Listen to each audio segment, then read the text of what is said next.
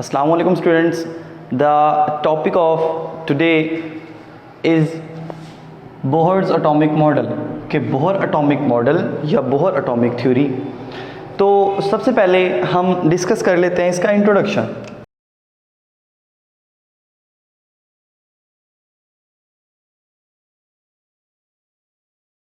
तो dear students, Bohr atomic model Bohr ने 1913 में पेश किया। 1913 में इसने अपना ये एटॉमिक मॉडल पेश किया और इसने किसके अकॉर्डिंग किया? अकॉर्डिंग टू क्वांटम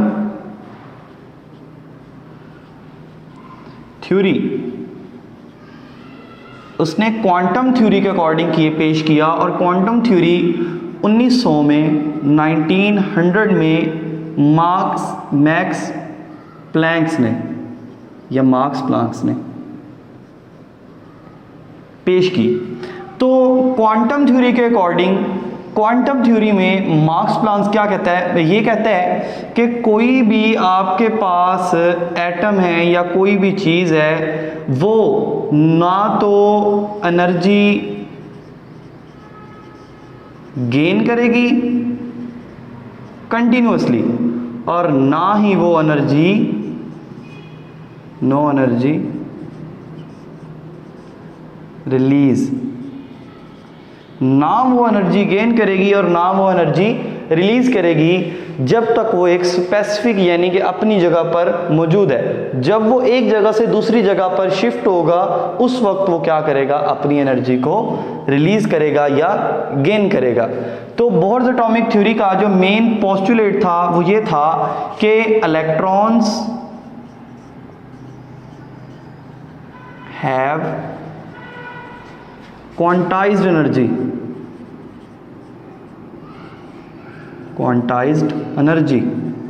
इसका क्या मतलब है? क्वांटाइज्ड एनर्जी का मतलब है फिक्स एनर्जी। मींस जब तक एक इलेक्ट्रॉन अपने स्पेसिफिक शेल के अंदर रहेगा तब तक ना वो एनर्जी इमिट करेगा ना वो एनर्जी गेन करेगा। ठीक है, यानी कि जब वो आउटर मोस्ट शेल से इनर शेल में आएगा या इनर शेल से आउटर मोस्ट शेल में जाएगा उस वक्त ही ये क्या करेगा? एनर्जी को रिलीज या गेन करेगा। और सबसे इंपॉर्टेंट बात कि जो बोहर एटॉमिक मॉडल है ये ओनली वन इलेक्ट्रॉन यानी कि एक इलेक्ट्रॉन सिस्टम को ही डिफाइन करता है। मींस ये बेस करता है वन इलेक्ट्रॉन सिस्टम पे।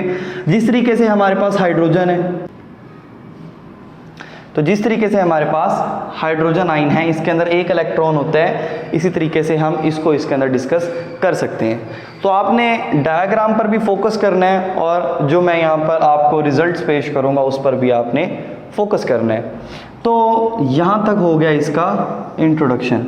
अब डायग्राम को देखें ज़रा आपको नज़र आ रहा है कि एक इलेक्ट्रॉन जो आउटर मोस्ट शेल से इनर शेल में आ रहा है यानी कि ऊपर से नीचे आ रहा है, तो ये क्या कर रहा है? अपनी एनर्जी को इमिट कर रहा है, अपनी एनर्जी को रिलीज कर रहा है। मींस के जब एक इलेक्ट्रॉन ऊपर वाले शेल से नीचे वाले शेल में आएगा तो वो अपनी एनर्जी को रिलीज करेगा और इस सेम एज इट इज़ जब वो इलेक्ट्रॉन नीचे से ऊपर वाले शेल में जाएगा, मींस इनर शेल से आउटर मोस्ट शेल में जाएगा, उस वक्त वो एनर्जी को गेन करेगा।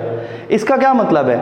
मींस जो शेल न्यूक्लियस के जितना ज़्यादा करीब होगा उसकी उतनी ही एनर्जी लो होगी और जब एक इलेक्ट्रॉन ऊपर से नीचे आएगा तो वो उस अपनी एनर्जी को रिलीज़ करेगा ताकि उसकी जो एनर्जी है वो कम हो जाए और न्यूक्लियस के करीब जो शेल मौजूद है उसकी एनर्जी के अकॉर्डिंग हो जाए। तो ये था बोहर एटॉमिक मॉडल। इसके बाद इसने अपने कुछ पोस्टुलेट्स को एक्सप्लेन किया, तो मैं उनको स्टूडेंट्स बोहर एटॉमिक मॉडल में जो पोस्टुलेट्स पेश किए गए उनमें सबसे पहला पोस्टुलेट था hydrogen have tiny nucleus in which one electron revolves around the nucleus. मैंने आपको पहले ही बताया कि ये जो बोहर एटॉमिक मॉडल है ये पेश किया गया एक इलेक्ट्रॉन यानी कि वन इलेक्ट्रॉन सिस्टम के अकॉर्डिंग कि उन एटम्स के मुताबिक कि जिनके अंदर सिर्फ एक इलेक्ट्रॉन मौजूद था, जैसा कि आपके पास हाइड्रोजन है। सेकंड में वो क्या कहते हैं? In an orbit there is always a fix energy, यानी कि जो एनर्जी क्वांटाइज्ड है, मतलब जब तक एक आपके पास एटम है वो अपने एक ऑर्बिट में रिवॉल्व कर रहा है, मींस अगर वो एक ऑर्बिट में है तो उसकी एनर्जी क्या होगी इस वक्त, अगर वो यहाँ से यहाँ नहीं आता या यहाँ से यहाँ नहीं जाता तो उसकी एनर्जी क्या होगी, फिक्स होगी, मींस क्वांटाइज्ड होगी। उसके अंदर एनर्जी का चेंज उसी वक्त आएगा जब या तो वो आउटर से इनर की तरफ आएगा या वो इनर से आउटर शेल की तरफ जाएगा। जब एक इलेक्ट्रॉन ऊपर वाले शेल से नीचे वाले शेल में जाएगा तो क्या होगा कि वो एनर्जी अपनी रिलीज कर देगा, क्योंकि जो नीचे वाले शेल होते हैं इनकी एनर्जी लो होती है, कम होती है, यानी कि ये जो अंदर वाले शेल हैं इनको हम क्या कहेंगे, E1 और इनको क्या कहेंगे, E2। अब जब ये अपनी एनर्जी रिलीज करेगा तो इस इलेक्ट्रॉन की एनर्जी इस शेल के मुताबिक आ जाएगी, उसके मुताबिक, और वो इसके अंदर फॉल कर जाएगा। अगर एक इलेक्ट्रॉन चाहता है कि वो आउटर शेल में जाए यानी कि E2 में जाए तो वो क्या करेगा, एनर्जी गेन करेगा ताकि उसकी जो एनर्जी है वो ज़्यादा हो जाए और इस शेल के अंदर आके वो रिटेन कर जाए। एक वो शेल जो न्यूक्लियस के करीब होगा उसकी एनर्जी लो होगी, और जैसे जैसे शेल न्यूक्लियस से दूर जाता जाएगा वैसे वैसे उनकी एनर्जी क्या होगी, हाई होती जाएगी। तो उसके बाद हमें वो बताते हैं कि जो एनर्जी चेंज आएगा वो कैसे आएगा, डेल्टा ई एनर्जी चेंज को कहेंगे। और ये जो E2 है इट मीन्स हायर ऑर्बिट। ये कौन सा ऑर्बिट है, higher orbit, means outermost shell है, ये ऊपर वाला शेल है, और ये क्या है, लोअर ऑर्बिट है। ठीक है, तो जब हम E2 में से E1 माइनस करेंगे तो हमारे पास रिजल्ट आया HV। ये जो हमारे पास यहाँ पे H है ये प्लांक्स कांस्टेंट है जिसकी value 6.63 multiplies to 10 raise to -34 joule second है। ओके स्टूडेंट्स, उसके बाद वो कहते हैं कि जो इलेक्ट्रॉन है वो एक स्पेसिफिक एंगुलर मोमेंटम पे एक न्यूक्लियस के गिर्द रिवॉल्व करता है। तो उसका उन्होंने जो आपको फॉर्मूला दिया mvr, इसको आप कहते हैं angular momentum, which is equal to NH/2π।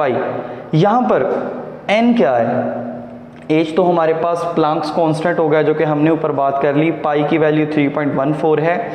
n क्या है, n यहाँ पे नंबर ऑफ शेल है, मींस अगर एक इलेक्ट्रॉन नंबर 1 शेल में है तो आ जाएगा 1h/2π। वैसे 1 लिखना नहीं है, ठीक है। अगर वो नंबर 2 शेल में है तो आ जाएगा 2h/2π। अगर वो 3rd शेल में है तो 3h/2π एंड सो ऑन। तो बोहर एटॉमिक मॉडल में सबसे पहले हमने इंट्रोडक्शन को डिस्कस किया, उसके बाद उसकी डायग्राम को और फिर उसके पोस्टुलेट्स को। तो अगर आपको इसमें कोई भी प्रॉब्लम हो तो आप कमेंट सेक्शन में जाकर कमेंट कर सकते हैं, और इंशाल्लाह इसके बाद मिलते हैं अगले लेक्चर में। तब तक के लिए अल्लाह हाफिज़, थैंक यू फॉर वॉचिंग।